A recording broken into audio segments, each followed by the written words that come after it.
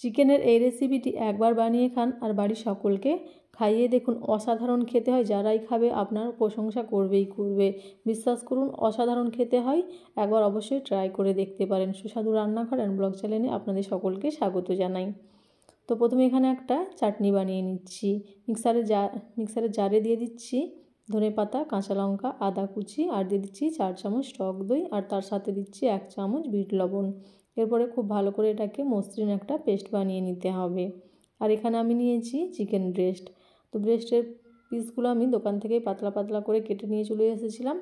একটা ভারী নোড়া দিয়ে এভাবে মাংসগুলোকে একটু থেতো করে নিচ্ছি, বা কাটা চামচ দিয়েও আপনারা কানা কানাও করে নিতে পারেন।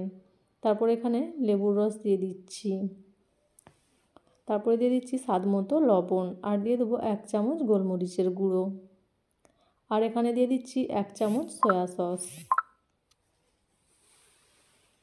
ডার্ক সয়া সস দিয়েছি 1 চামচ, আর দিয়ে দেবো আদা রসুন বাটা। তারপরে দিয়ে দিচ্ছি চিলি ফ্লেক্স, আর যে চাটনিটা বানিয়েছি সেই চাটনিটা দিয়ে দেবো 4 চামচ। তার সাথে এখানে দিয়ে দিচ্ছি টমেটো কেচাপ, আর দিয়ে দেবো 2 চামচ টক দই। তার সাথে দিয়ে দিচ্ছি 2 চামচ কর্নফ্লাওয়ার। বাস এরপরে খুব ভালো করে মাংসতে এই জিনিসপত্রগুলো মিশিয়ে নিতে হবে, মানে ম্যারিনেটটা করে নিতে হবে। খুব ভালো করে চিকেনের গায়ে মশলাটা লাগিয়ে নেব। সমস্ত চিকেনেতে এইভাবে হাতে করে মশলাটা মাখিয়ে নিতে হবে। খুব ভালো করে মাখিয়ে নিয়ে এটাকে 25 থেকে 30 মিনিট রেস্টে রেখে দিতে হবে। প্রত্যেকটা চিকেনের পিসে খুব ভালো করে মাখিয়ে নিয়ে আমি রেখে দিচ্ছি 30 মিনিটের জন্য। তারপরে এদিকে আমি গ্যাসের চুলায় একটা তাওয়া বসিয়ে দিয়েছি, আর এখানে আমি দিয়ে দিয়েছি বাটার। চামচ করে বাটারটা খুব ভালো করে লাগিয়ে নিয়েছি। তারপরে চিকেনের একটা বেস্ট নিয়ে এইভাবে খুব ভালো করে উল্টে পাল্টে নিয়ে এইভাবে তাওয়াতে দিয়ে দিচ্ছি, আর গ্যাসের ফ্লেমটা এই সময় লো করে রাখবো। তো এখানে আমি 3টে করে দিয়েছি, দুবার ধরে করে নেব। আর গ্যাসের ফ্লেমটা লো করে নিয়ে ঢাকা দিয়ে দিতে হবে। ঢাকা দিয়ে একটু সেদ্ধ করে নেব।